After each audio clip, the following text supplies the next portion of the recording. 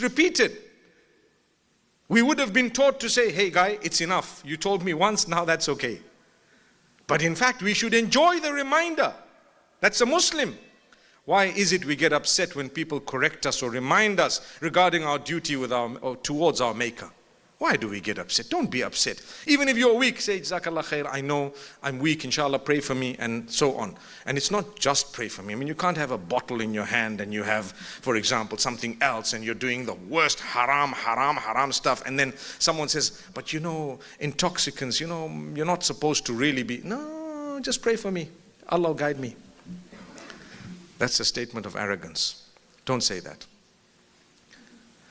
Just thank them, Jazakallah khair. May Allah guide us all. And who knows, one day I was delivering a lecture in a city. Some of you might have heard this. And I spoke about jewelry for men. Gold and jewelry basically for men. Mainly it was the gold. Like the Prophet ﷺ, the hadith says he was seated one day and he had gold in one hand and silver in the other. And he said, "Inna hadaini haramun ala dhukuri ummati." These two are haram for the males of my ummah. So if you consider yourself from the ummah, you would consider those two haram to don, to wear.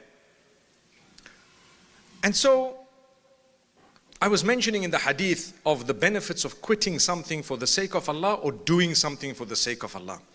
And I just happened to mention how some people wear gold chains and so on. And I said, you know what?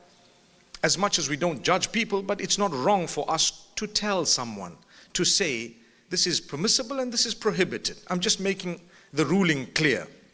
There was a brother seated not so far from where I was standing and speaking. And he pulled his gold chains off. He took his earrings off. He took his rings off. He made a pile and left it in front of him mid-speech. It's been almost 15 years. He's one of my best friends. He's one of my best friends. It's the first time in my life I had seen instant response to a word of encouragement and advice. And I was motivated because according to me, when we correct people, they feel upset. They come back, were you attacking me, by the way? Bro, I don't even know you, man. What was I supposed to be? You know, when I tweet, people say, do you know me? Have you been following? No, I follow myself. Subhanallah. I don't even follow you in that sense. I don't even know who you are, besides being my brother or sister in faith. But I tell you, because I'm going through, as a human being, challenges, I can imagine what you are going through. We have 5 fingers. If I said all those with 5 fingers are human beings, I mean, you're going to say, how do you know me? I have 5 fingers too, come on. May Allah grant us ease. So, to reconnect in this way is something beautiful, the reminders. And as I was reading these verses, preparing for these beautiful reminders of the series Reconnecting with Revelation, and why did I use the term revelation? There's a reason. It's more attractive for those who perhaps are not Muslim. You might not understand what I've just said. If you have a series Reconnecting with the Quran, automatically you've deleted people who are not really keen on Islam.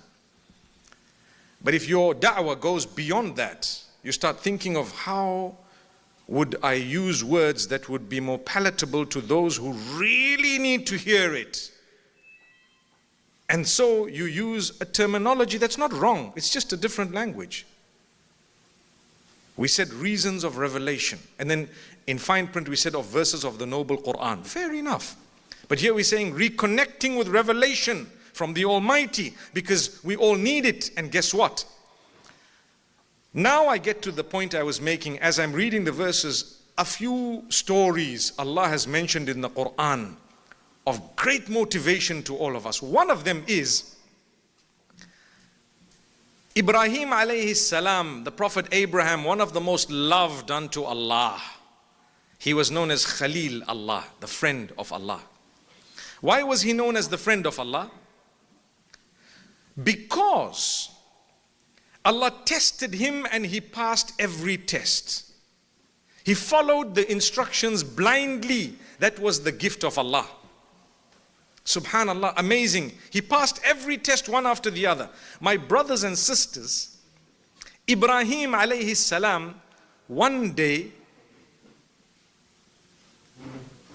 left his child Ismail and his wife Hajar, may peace be upon them, in a desert where there was no water to begin with. If there's no water, there's no food. There was no water, there was nothing. It was a desert, arid, sandy and rocky. And what did he do? He started walking away. His wife, knowing the loving man, the kind man, the man who fulfills the rights of his family and so on, she knew there's something happening here. We're traveling, we've come to this valley. We're left with not much. There's no water, there's nothing here, there's no people.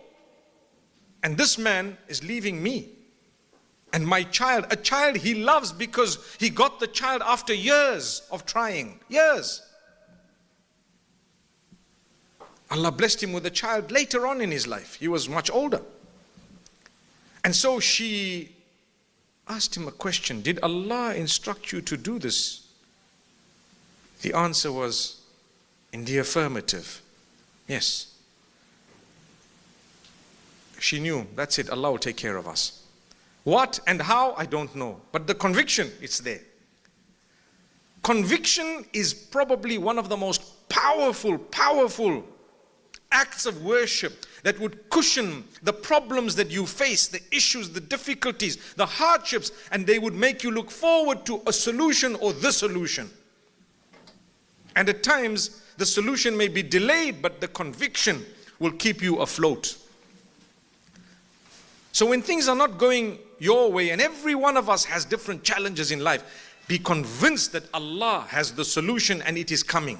When the time is right, it will come. And if the time is not right on earth, trust me, you're going to get something amazing in the hereafter, but you're going to have to bear